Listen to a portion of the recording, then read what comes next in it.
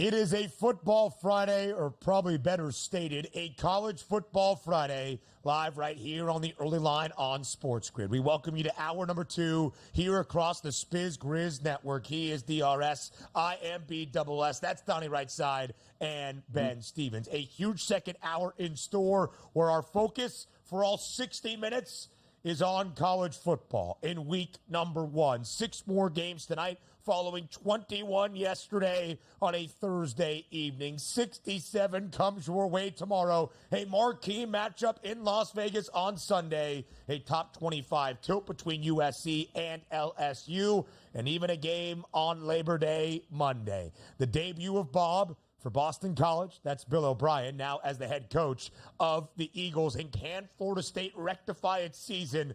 Now back here stateside at home. DRS, it is going to be a glorious hour. I am juiced up and excited for a college football Friday here in hour number 2.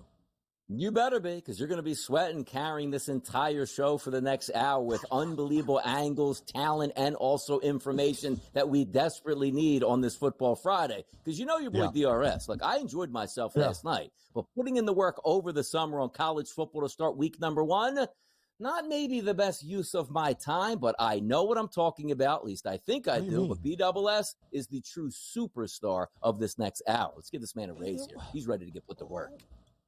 What do you mean, DRS? I thought you had the preseason magazine queued up and ready to go. 4 moments like this. So look, we're going to do it. Like when you say like a team, like they're going to be like Notre Dame. I'm going to flip through it and be like Notre Dame. Yeah. Oh, look at that. Oh, Riley Leonard's there. There you go. Love to see. Yeah. And a huge matchup for the Irish tomorrow on the road in College Station, taking on 20th ranked Texas A&M. Riley Leonard, now the quarterback for the Fighting Irish, against his former head coach, Mike Elko. The two spent the past 2 seasons together in Durham, North Carolina at Duke. We will get you set for the Saturday slate. We will look at the Friday night games that we have and all the marquee matchups in store. But we start here in these first half an hour of this second hour with a college football 2024 season pick 6. Here are the 6 categories for this new era of CFB. Our national championship prediction,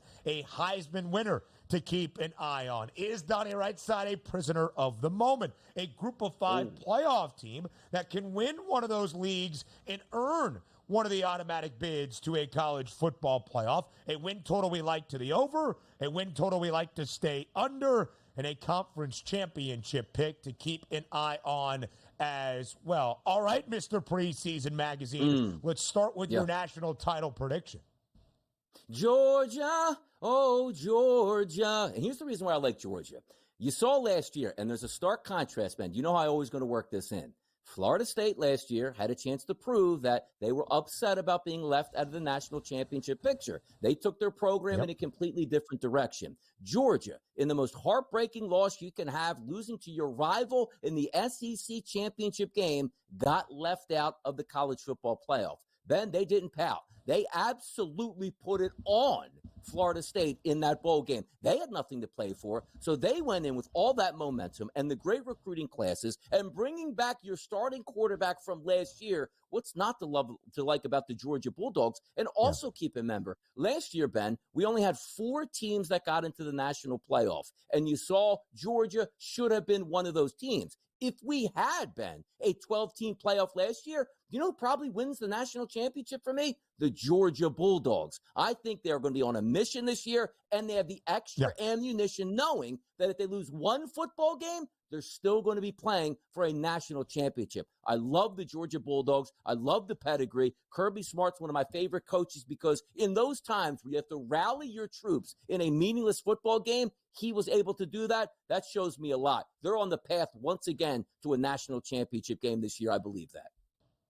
Donnie, I think it's really hard to argue. I believe Georgia is going to win the SEC. I believe UGA is going to be in the college football playoff. It's a minus 520 price to reach that destination. It's actually the second best number behind Ohio State, who I'll talk about in just a moment. The Bucks, minus 650. But Donnie's spot on in the assessment around Kirby Smart's dogs. We were so mad, at least some of us, about Florida State being the first of 15 undefeated Power 5 conference champions in the 10-year history of the college football playoff to be left out of the field that we kind of overlooked Georgia missing the crop as well. It was hard to make an argument for UGA just based on resume and not eye test and talent because of all of the capable teams that we had in the field a season ago. But Georgia has lost one football game in its last 30. Georgia has lost two football games in its last 48, dating back to its final four of the 2020 college football season. And both of those football games against Alabama in an SEC championship game. And in that span, Georgia has won two national championships. One of my favorite things, DRS, about this UGA team is expecting a better defense than we even saw last year. Better? What are you talking about? They were still a top 10 scoring defensive unit in the country. Yes, but they had regressed at least up front in defending the run. I expect a lot of good things out of this Georgia front this year. Michael Williams, Smail Munden is back as well, and some great guys in the back end, led by Malachi Starks, who might be one of the best DBs and safeties in all of college football. But my favorite thing, Donnie, is flipping the narrative on this Georgia team. When they won two consecutive natties, it wasn't Stetson Bennett in the offense. It was that elite defense, some of the best units we have seen in the last 2 decades plus in college football. This year, I think it actually starts offensively for Georgia, led by Carson Beck, who has the second-best Heisman Trophy price and had the third most passing yards last year in college football, more than 3,900. Georgia was a top 5 total in scoring offense, nearly averaging 42 points per game a season ago. The offense is really good in Athens this year, and the defense, I think, gets back to an elite level. I would not be shocked to see a rematch of the college football playoff semifinal from 2022 in this year's national championship game. Georgia and Ohio State. The Buckeyes are my pick to win a national championship at a 4-1 number. So Donnie and I going slightly chalk with the favorites, and then mine the second best price in Ohio State. But the Buckeyes saw Michigan win a national championship a season ago and said, never again over my dead body. They have seen Michigan dominate not only them, but the Big Ten the last 3 years, and they have invested in bringing everybody back and everybody in. The transfer quarterback from Kansas State, Will Howard, Quinshon Judkins, the running back from Ole Miss, joins Travion Henderson in the backfield. A stout offensive line for Ryan Day and great wide receivers on the outside. Emeka Egbuka, Carnell Tate is back, and Jeremiah Smith. We'll talk some freshmen a little bit later on in hour 3. Might be one of the best wide receivers or freshmen in the country.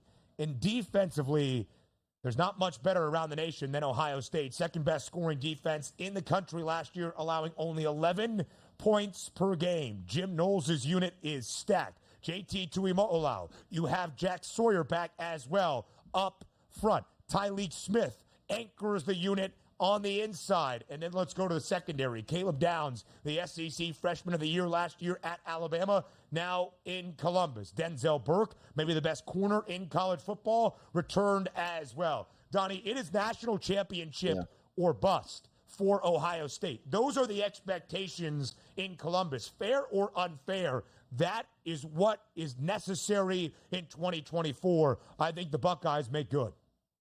Yeah, you know what's a good point about it, too, is sometimes you're going to look at that Big Ten coming down to that one game against Oregon here. But the best part about that is even if you are breaking in your quarterback, say you haven't played in a big game yet at this university and you lose that, you can still make the college football playoff, learn from that game, and move on. This is what makes it so intriguing when you're picking a national champion. We're not necessarily looking at the schedule so much anymore, but just looking at the quality of the team, what you anticipate if they can lose one game or less. You're in it. A college football pick six continues next.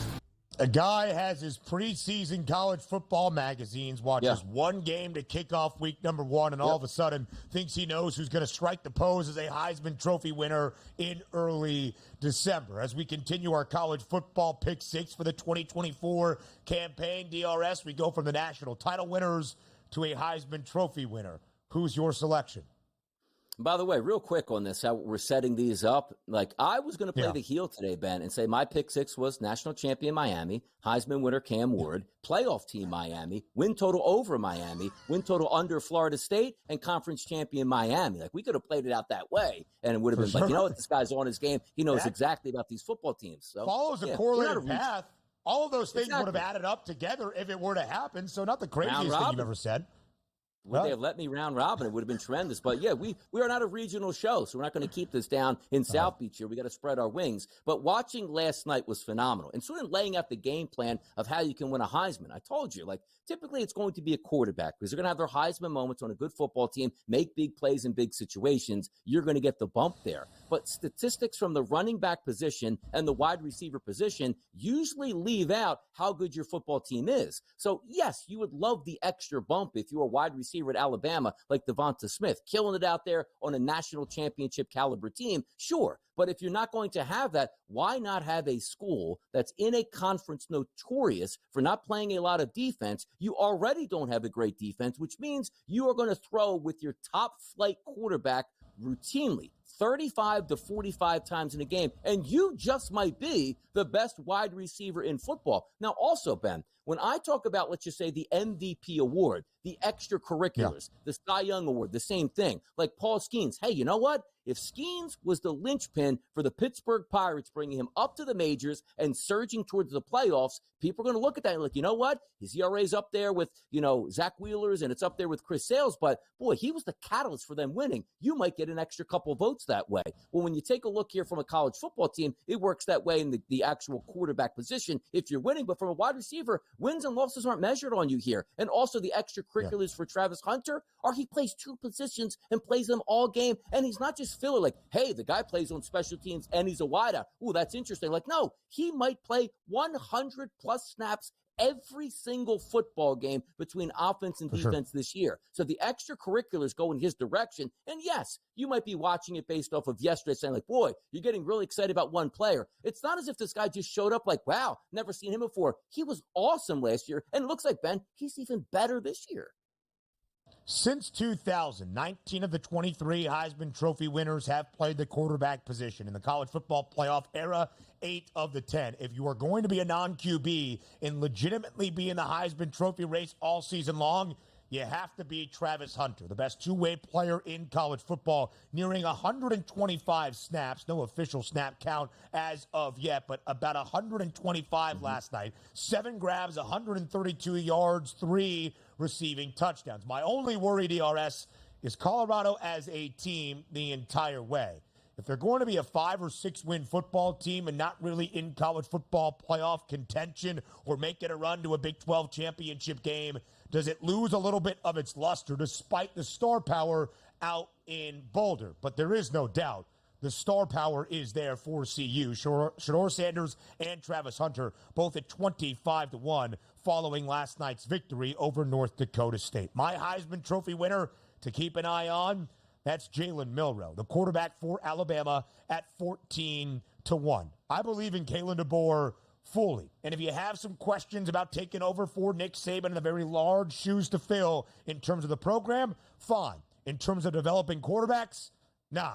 Look at Michael Penix Jr. at Indiana and Washington. Look at Jake Haener under DeBoer at Fresno State. And then look at Milroe a season ago. Only throwing for 250 yards 3 times, but potentially in Alabama's toughest games outside of the SEC title against Texas, Texas A&M, and Auburn. Also ran for more than 530 yards and 12 rushing scores. And Donnie, as you well know, when it comes to the rushing yards for a quarterback in college football, sacks are a negative. It takes away from your rushing yardage output. And Alabama gave up 49 sacks last year. It was a concern for Nick Saban all season long. It's going to get better under Kalen DeBoer. He brought some talent over from UW. Tyler Booker, one of the best guards in the sport, is back for Bama as well. Because of who his offensive mind now is, Kalen DeBoer, and because of what Jalen Milroe possesses, back for another year as a starting quarterback. Keep an eye on the signal caller for the Crimson Tide at a 14-1 price to win a Heisman Trophy. It's crazy as we look at Alabama this year. We know they're high rated, but it almost feels like Alabama's in like the sleeper category since Nick Saban isn't there, as if this college football team would fall off the planet right away. DeBoer is a great offensive mind and certainly going to help Jalen Milroe out. I expect big things out of Alabama, and that means big football games, chances for a lot of Heisman moments. Maybe the biggest moment in Jalen Milroe's career is when Kevin Walsh and Joe Lisi were watching the National College Football Playoff. It's on tape, it's recorded, and chased out of the room was Kevin Walsh by screaming, Milroe, Milroe, Milroe. So maybe this year he actually gets over the top. He's capable, and he could do it, and I expect big things from him and Alabama this year. He certainly is. DRS, we got to fly around. Let's go to our group of 5 playoff teams before we hit the break, and then we'll give you win totals on the other side. Who is that G5 team you think can make the college football playoff? App State, Boone, North Carolina, one of the best atmospheres you'll find in G5 football out here. Even though I don't think G5 teams should be included in the college football playoff, they will be. There will be a player. Joey Aguilar, very good season last year, returning back. And just like we're talking about Ohio State, how about 9 starters back on the defense for App State? They'll be a player this year, and I think they can win the Sun Belt. Joey Aguilar, one of the top 10 quarterbacks last year in college football, 7th most passing yards, 3,757, 33 touchdowns to only 10 interceptions. I think Boise State is going to win the Mountain West once again. They're a minus 145 favorite to win that conference crown. And, of course, as you are trying to lock up one of the 5 bids automatically that go to the 5 highest-ranked conference champions in college football, if Boise State can be high enough ranked in front of others, which I believe the Broncos will have the opportunity to do, a 4-1 price to reach the college football playoff makes a lot of sense to me. Some win total overs and unders up next in our Pick 6. A win total over, a win total under, and a conference championship bet to round out our Pick 6 entering the 2024 college football campaign that started last week with Week 0. 21 games to officially kick off Week 1 last night at the FBS level. So we get you set for the first full weekend of this season. Win total over, win total under. Fire through, DRS.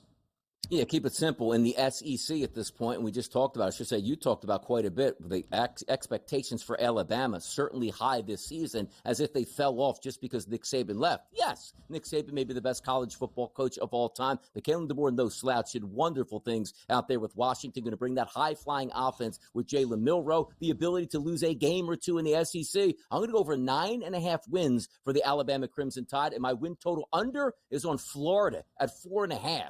I love this, just from a handicapping perspective. If you're not really in tune with college football going over the day-to-day scheduling, you'd say to yourself, that's ridiculous. It has to be an error, but it's not. If you look at Florida's schedule this year, are the expectations high for them talent-wise? Not necessarily. Coupled with that SEC schedule, can you, like in my 4 wins for a Florida football team, I'm going under. That number is so outrageous, there has to be something to it. And what's to it? It's that schedule they have. And the thing I love about it is game number 1, you're going to know a lot about Florida. If they lose to Miami, that 4.5 absolutely in play, and I think they lose this weekend.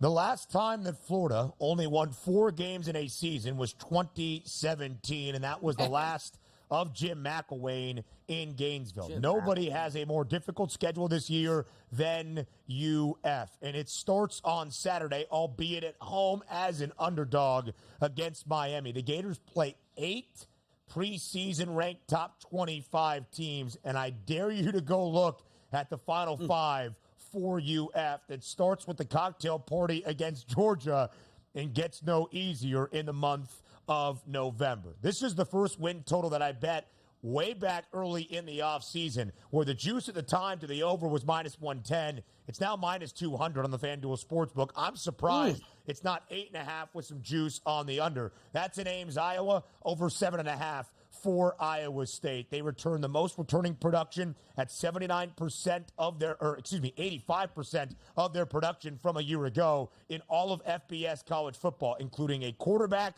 who earned his experience last year in Rocco Becht, his top makers on the outside and the entirety of his offensive line. Defensively, they're going to be great once again under Matt Campbell. They were a 7-win football team in the regular season last year, DRS, ended with 6 losses. 5 of the 6 by 10 points or less, 3 of the 5 by just a field goal. So I expect this Iowa State team to win at least 8 games this year, maybe even contend for a Big 12 title. Oklahoma, who won 14 Big 12 titles, 14 of the 28 when they were given out conference championships in that league, now goes to the SEC, and the Sooners have a difficult slate as well. Much like Florida, they end the year with a grueling gauntlet. They have the 5th most difficult schedule in all of college football. Here is OU's final 4 games. At Ole Miss, FCS opponent Maine sandwiched in between,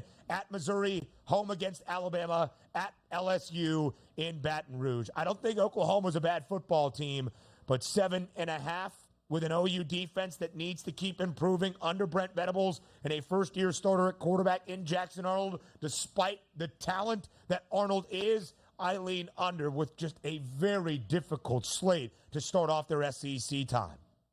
It makes some sense, too, Ben, because you're looking at that team now and also that fan base by now saying, oh, a great season is 8 wins. That used to get your coach fired at Oklahoma. So times are changing along with expectations. They're going to have to adjust. All right, your conference championship pick could have been everything in the pick 6, so finish with your Canes.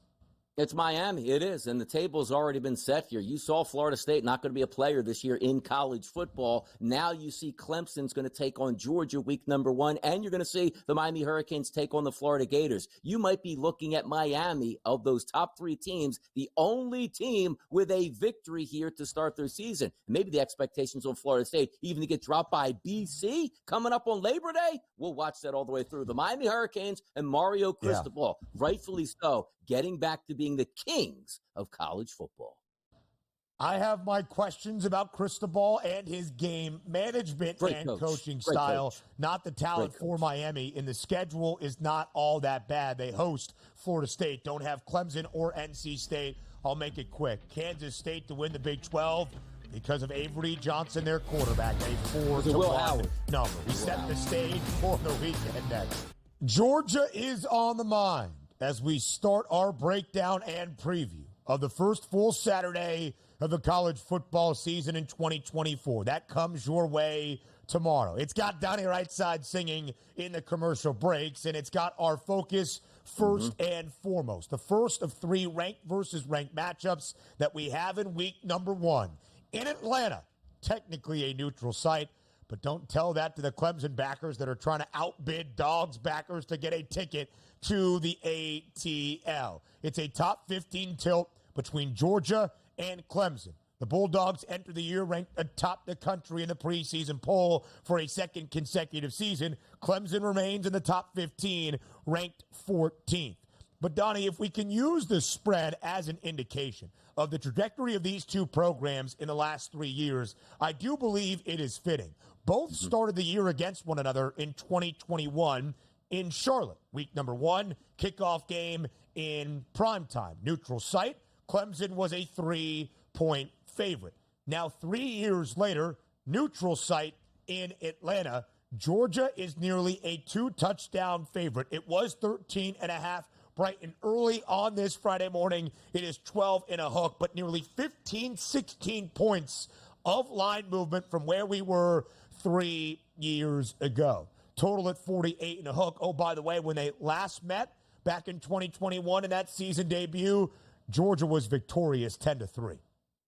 And it seems like the same trajectory for Clemson, right? It used to be the days of Trevor Lawrence was fantastic. That offense could move superstars all over the field. Deshaun Watson, same thing. I don't get that same respect yet of Clemson's offense. And also Klubnik coming in, expected to be that next level 5-star recruit that was going to take you to the next level. And we haven't seen that yet out of him. Maybe you see it this year, but to put him in that neutral site, as I want to put in like air quotes at this point, down in SEC territory in the Mercedes-Benz Dome, that's not really fair for him at this point. But you're expected to perform. Like, nobody from Clemson, even Dabo Swinney, is going, okay, you know what? Let's go in here and see what we can do. And if we lose, let's just keep it close. We'll be happy. No, Clemson is expected to play for a national championship or be on that level, which means you're going to have to be against that for Georgia. Hear me out on this. I don't understand the line movement, to be honest. 13.5 down to 12.5. If you're looking at the FanDuel Sportsbook right now, under betting statistics, percentage of bets on Georgia, 75%. Percentage of money, 84% on Georgia, and the line is dropping. So you are getting sharp money here coming on Clemson, bringing that line down. When you typically have that much money, you don't go from 13.5 to 12.5, Ben. You go from 13.5 to 14.5 to 15 in that range. So that does have my eye. But for me, looking at the season in totality, I just think Georgia is so much better in this spot. And if I look at this game and say, whose offense am I going to trust right out of the gate in a big moment? It's going to be Georgia's. It's not Clemson's here. I look for a 2-touchdown victory from Georgia, a win and a cover. I guess one of the reasons the line could be working back to Dabo Swinney's Tigers is because you see the total of 48 and a hook in a near 2-touchdown spread. For Georgia to cover by 14 plus in this game to stay around that total, that's a lot of scoring from Georgia, and that's not a lot of scoring from Clemson. That 3-year span from when they met to start 2021 to where we are now at the beginnings of 2024. Georgia has won 2 national championships. They have won 44 of 46 games. They are on a 39-game win streak in the regular season. Meanwhile, Clemson, that entered the 2021 campaign winning 6 consecutive ACC crowns and 6 berths into the college football playoff, they have not been back to the CFP. They have one ACC title to show for it. And last year, 4 conference losses, the most since Dabo Swinney's second full year at the helm of Clemson back in 2010. That is where these 2 programs are entering this year. And my main focus, DRS, is not on the defensive side of the football. These 2 programs, 2 of 5 programs around the country that in the last 5 full seasons have held opponents to less than 20 points per game on average all 5 years. Clemson, Georgia, Iowa, Michigan, Penn State, those the 5 good defenses. It's the Tigers' offense, less than 30 points per game last season. And in the past 3 years, they have not ranked inside the top 3 in terms of the ACC in scoring offense. In those 6 years from 2015 to 2020, 6 straight conference crowns, 6 straight college football playoff bids, 2 national championships in 2016 and 2018. Of course, they were ranked inside the top 3 all 3 seasons. I lean Georgia in this football game, and I would keep an eye on Carson Beck's number. Again, I think you start the conversation this year with Georgia offensively, knowing the defense is going to be stout once again. So that's one of the 3 top 25 ranked versus ranked matchups that we have. Now we go prime time in College Station at Kyle Field, one of the great environments in college football. It's a top 20 tilt. 20th ranked Texas A&M, 7th ranked Notre Dame.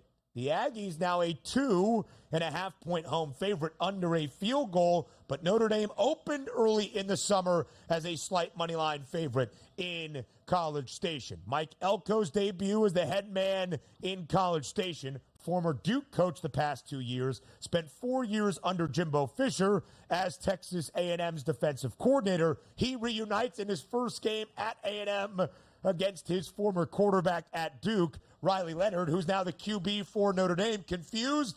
That's college football in 2024. It certainly is. So you know the strengths and the weaknesses right off the bat. Now, can you play into that a little bit too much? Maybe that quarterback does make some changes by going to Notre Dame. We're going to find out. But also, what do we like? We just talked about a top 20 tilt with Clemson and Georgia. Fantastic. Love to see it right off the bat without any cupcake scheduling to start the season. You're getting the same thing here with Notre Dame and Texas A&M. And also, we talked about that Clemson-Georgia game. Technically, it is on a neutral site, so you're not going to get that home field advantage. You're going to get one of the best home field advantages in college football down in College Station. Yeah. They're going to be ready for Notre Dame. That atmosphere is going to be great. Their quarterback is coming back to the fold. But it's sort of I don't say a tough concept for me because I don't know what I'm getting out of Mike Elko and that football team right off the bat. I do know that Notre Dame is going to be prepared to come in, but the question marks also bring up, what's Riley Leonard going to bring to the table. You saw last year they did the same thing, bringing Sam Hartman over, more of a passer. Riley Leonard, more of a dual threat, which I do think, Ben, really helps you out early in the season. Because the one thing we saw from Duke, that wasn't great skill positions that were wrapped around him, and he made a lot of things happen in big moments, which we're expecting the same thing. But I will give the advantage to Texas A&M. And at the FanDuel Sportsbook today, if we're looking at those betting statistics, 57% of the bets coming in on Notre Dame right now. We'll see where that line winds up by game time. I wonder if it gets to 3. I wonder as well. 46.5 is the total. Two really good defenses squaring off. Under Marcus Freeman, Notre Dame in the past 2 seasons has seen defensive year-over-year improvement. That's the first matchup I look at. Connor Wigman back for Texas A&M. Only 4 games last year before an injury in the 4th game ended his season. There's a lot of high hopes about what Wigman can do in this offense at A&M. But Notre Dame a season ago, 4th best passing defense in the country, only giving up just under 175 yards per game. 8th best scoring defense as well, 16.6 points per game. Under Elko as a defensive coordinator, A&M had the 3rd best scoring defense in his final year in College Station before he departed to Duke. They allowed less than 16 points per game. Riley Leonard last year, only 4 fully healthy games for his former skipper in Mike Elko, but against the 3 Power 4 teams, including the upset against Clemson, he only threw for a touchdown and an interception. Not a ton of passing stats, less than 200 yards in all 3 of those games against Power Conference foes, but at least 88 yards on the ground, 3 touchdowns in total in those 3 games. A dynamic athlete at the quarterback spot. We'll see how it plays out for Notre Dame to start off 2024. We go to the Florida face-off on the other side of the break. Will Donnie's Hurricanes start the year with a big victory in the Sunshine State against in-state foe Florida? Or will we have questions about the Canes under Mario Cristobal to begin 2024? That and the marquee matchup in Sin City on Sunday. Up next. I've got an idea on what side Mr. Rightside Donnie will be on for the Florida face-off midway through the Saturday slate tomorrow in the Swamp. A great game, a compelling game that will come with swift reactions and many narrative takeaways. Miami, a top 20 team, 19th in the country, entering 2024 with high expectations in South Florida. It's year 3 under Mario Cristobal. The Canes just 12-13 in his first 2 years. But he played at Miami. He knows what it means to bring Miami to the national pantheon. Will it get done this year? The Hurricanes, a 2.5-point road favorite in Gainesville. The fearsome Swamp, maybe not so much anymore against UF. The over-under 54.5. DRS, can Miami cover as less than a field goal favorite against Florida? I think they can, and this is big because we've seen in the past where Florida and Miami had some unbelievable matchups. I still remember the game. I want to say it was 2003 at this point where Devin Hester returned the opening kickoff. They were down with Brock Berlin, three touchdowns in the second half, came all the way back to win that. We've had some memorable games, including the Florida flop back in the day where Miami's last play of the game, they all laid down on defense to let Florida score another touchdown. So they got a long history that goes back. I love to see this rivalry continue, but also Miami is not on a neutral site. They're not playing in the Citrus Bowl. They're not playing in the old Orange Bowl, or quite frankly, down at Hard Rock. This game is on the road, and they're laying points to the Florida Gators, which tells you something right off the bat. And this line has been out for quite some time and not really moving all that much. And also, it might be astounding to people watching the show today, the Florida Gators team total at 4.5. This buys into it. This is one of those games where you might be looking at Florida's schedule as they need absolutely to win this game if they want to win 5 games on the season. So I'm buying into the line itself and the hype for Miami. Now, get this, though. Miami is really hyped coming into the season. We've seen it maybe sometimes over the past. Malik Rozier's in there, and maybe they're winning games. We know they're ultimately all not that good.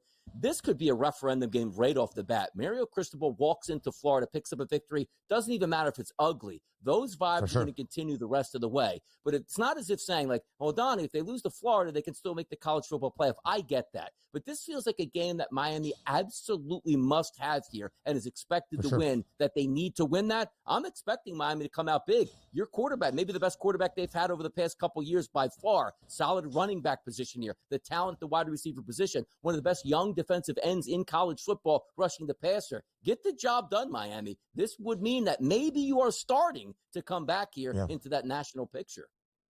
It's year number 3 for Billy Napier. It's year number 3 for Mario Cristobal. A lot of year-over-year improvement is expected in both spots.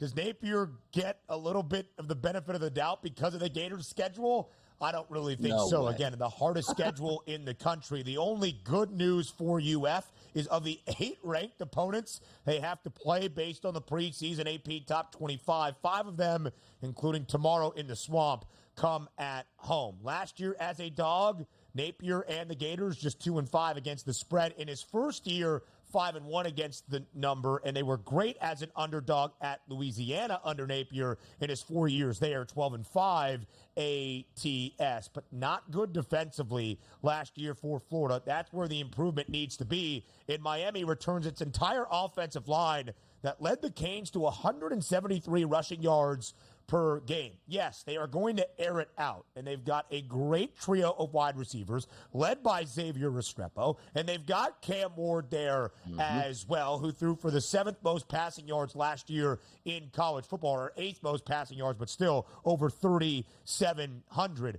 But Damian Martinez, the transfer running back from Oregon State, a name to know for tomorrow against a bad Florida rushing defense a season ago. Sin City on a Sunday, the third and final ranked versus ranked matchup that we have. It's LSU, a 4.5-point favorite against USC. The over-under stands at 64.5. DRS, both of these teams played 13 games a season ago, including their bowl victories. Both went over a ton. USC over in 10 of 13. LSU, the highest over percentage in college football last year, over in 12 of 13. Both have brought in, though, new defensive coordinators, hoping to shore up that side of the football. What do we see out in Las Vegas?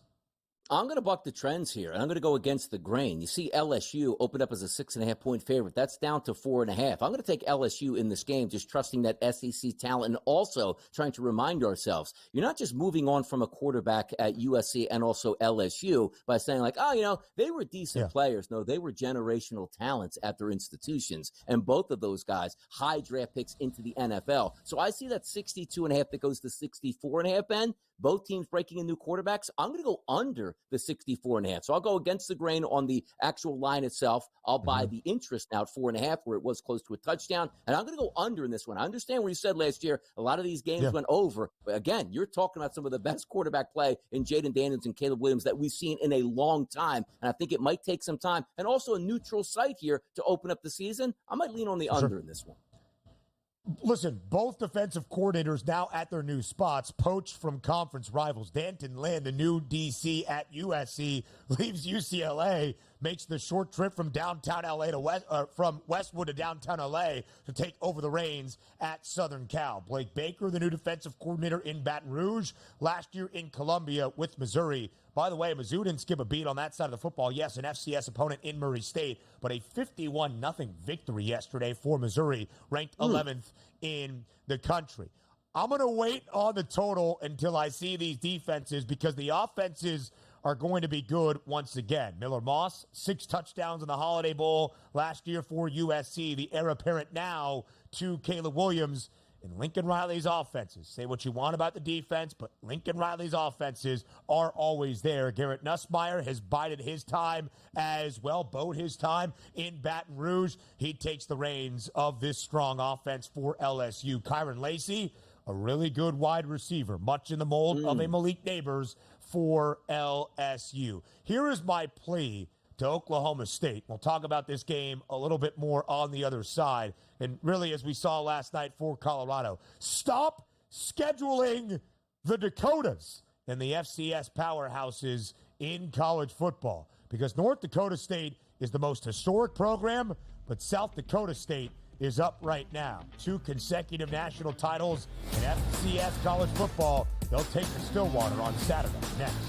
I don't know why anybody in their right mind would decide to start a college football season with expectation against a team that plays FCS football in the Dakotas, whether it's South or North. North Dakota State is the biggest pedigreed program in FCS college football. 9 national championships, 6 in the last 10 years. But you know who was won the last 2? That's South Dakota State. The Jackrabbits. They have won 2 consecutive FCS national titles. They have won 29 consecutive games. Their last loss in a football game was to start 2022 against Iowa. The Hawkeyes held on for a 7-3 victory. We call it the Iowa touchdown now. It was 2 safeties and a field goal that led to those 7 points. And there is so much returning talent for South Dakota State against a team that also features a lot of returning talent in Mike Gundy's Oklahoma State Cowboys, who enter the year as a ranked team, getting ready for this matchup against SDSU. But less than a double-digit spread, as we saw at often points entering last night in Boulder. The Pokes land 9.5 at home. The over-under 54.5. I'll just say good luck to the Cowboys. Yeah, by the way, is it just apparent that if you do play North Dakota State or South Dakota State, you just automatically line that game at 9.5, as it feels like, because that line was for most of the week there on Colorado itself? But you're right about this.